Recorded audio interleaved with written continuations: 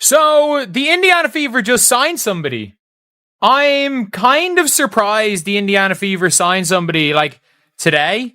So, they signed someone to a 7-day contract, which means, did they waive somebody? Did the Fever not have to waive somebody to do that? Which means somebody's probably getting waived. The news we hoped wouldn't come, but kind of saw coming, is finally here. The Indiana Fever are now openly looking for someone to replace Caitlin Clark. And they're not being subtle about it.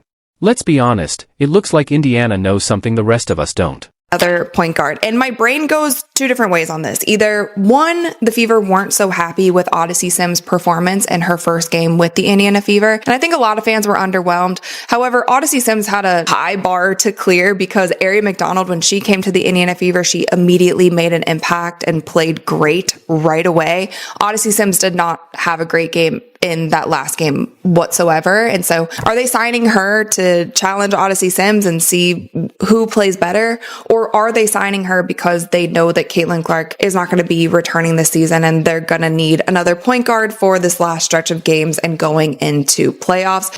In just 1 week, they've signed not one, but 2 point guards.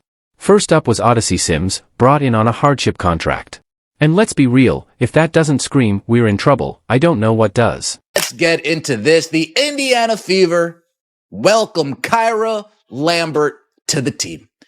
Another point guard with Sydney out, with Ari out, with Caitlin Clark's return. Who the heck knows at this point? We need some point guards on this team. Odyssey Sims, she played this past Tuesday. Looked like she haven't picked up a basketball in months. Now we go out and get Kyra Lambert. Just a few days later, they signed Kyra Lambert to a 7-day contract. That's 2 point guards in 1 week, 2 clear signs of a team scrambling. The message couldn't be louder. They're getting ready to play without Caitlin Clark, and it sure seems like they don't think she's coming back anytime soon. Lambert has never played in the WNBA before, yet the Fever did have room to add another player on a hardship deal. So Lambert, it was announced by the team, has been brought in. This is what the press release itself says, so I'll let them set the context for you. The Indiana Fever have signed guard Kyra Lambert to a 7-day contract the team announced today. The Fever qualify for the roster spot due to the injuries to Sydney Colson and Ari McDonald. Lambert has spent the entirety of her professional career playing in Europe, most recently with Olympiacos, where she won the Greek A1 League. During that season, Lambert averaged 15.4 points per game while shooting 42.1% from beyond the arc. Good. If you're enjoying this content, don't forget to subscribe. Now, here's the tough truth no one really wants to say out loud. Caitlin Clark has missed 21 games this season due to injuries. 21. That's not just a little hiccup, that's her body sending a clear warning she may not want to hear.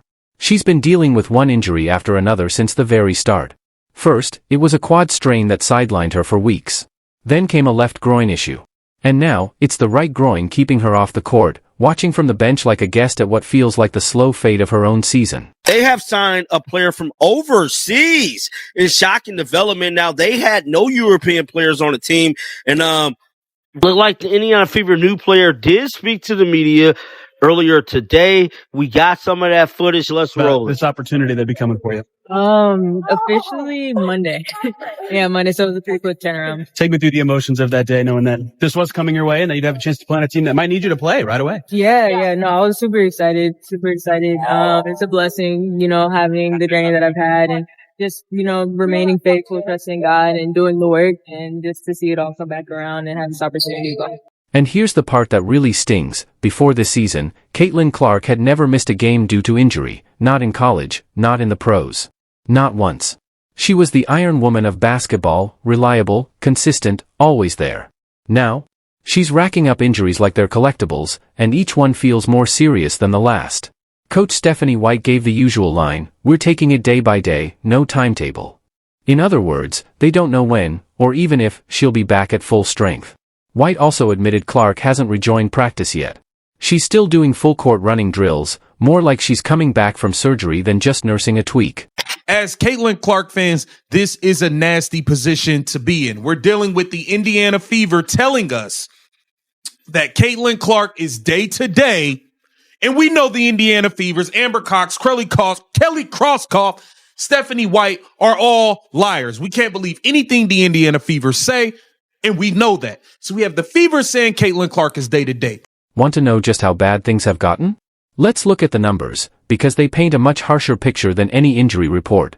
Since Caitlin Clark went out, WNBA viewership has dropped by 55%. The Indiana Fever's national TV ratings? Down 53%. Games that were pulling in 1.8 million viewers are now barely reaching 847,000. And it doesn't stop there.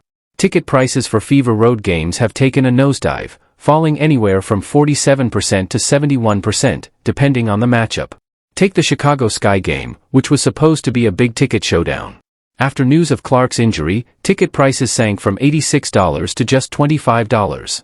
That's not a dip, that's a financial freefall. Clark's injury is tanking WNBA ticket prices. The star Indiana Fever guard suffered a quad injury and is expected to miss at least 2 weeks. This comes on the heels of the WNBA and other teams moving games into larger arenas to accommodate Caitlin's fans. And as sports fans, I think we all know that Caitlin Clark is the most popular women's basketball player. In fact, she might be one of the most popular female athletes in the entire world. Ever since she burst into the national consciousness, women's basketball has experienced a rise in popularity. But is it Caitlin? Or is it women's basketball? Per Front Office Sports, get-in tickets for the Fever's rivalry game against the Chicago Sky on June 7th are down 71% from $86 to $25. Even the WNBA All-Star Game, held right in Clark's home city of Indianapolis, took a hit. Ratings dropped 35% without her. Sure, it still drew 2.19 million viewers, which isn't bad. But let's not pretend that compares to the 3.44 million who tuned in last year because Clark was on the court. The league tried to put a positive spin on it, calling it the second most watched All-Star game ever. But notice, they compared it to 2023, not 2024. Why? Because admitting the real drop would make it painfully clear just how much this entire league leans on one player, who isn't even playing right now. 35%. WNBA ratings down, All-Star game 35% than last year. Yet you're telling me that it doesn't have to do with Caitlin. 35%. It really makes it difficult for fans of the WNBA in general and Caitlin Clark, like myself, to have conversations, to join a Discord, just to I don't know, want to just talk up the WNBA in general when you can't even give Caitlin the props that she deserves. Let's talk about the elephant in the room that no one wants to touch. The league and the referees have completely failed to protect their biggest star. All season, Caitlin Clark has been the target of rough, overly aggressive play, stuff that would make even seasoned NBA vets wince. She's been fouled 46 times, the third most in the league. But here's the stat that really says it all. Of the 30 flagrant fouls called across the entire WNBA this season, 5 were against Clark. That's nearly 17%, all aimed at one player out of 144. Even worse? 4 of those 5 flagrant fouls came from the same team, the Chicago Sky.